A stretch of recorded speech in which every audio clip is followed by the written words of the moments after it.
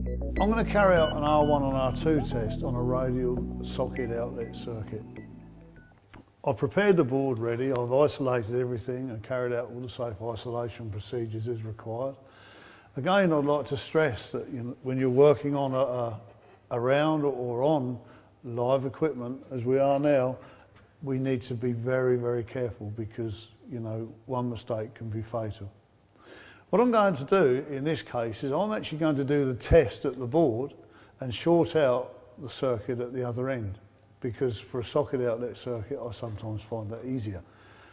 What I'm going to use is a plug, a test plug, and I'm going to put a lead in it like so.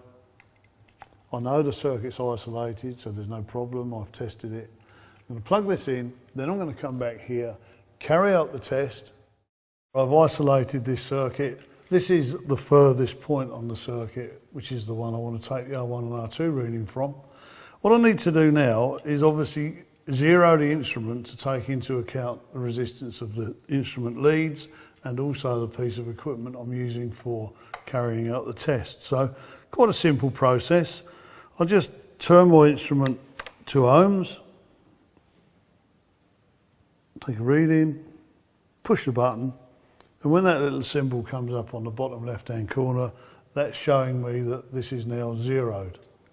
I can plug this in, go back to the board, test between line and earth, and that will actually give me the R1 and R2 reading that I'm after. I've inserted the plug and shorted out the other end of the circuit. I've zeroed the instrument, as you saw earlier, and now all that remains to be done is to carry out the test. But as I said earlier, you must be very careful because there are live conductors around.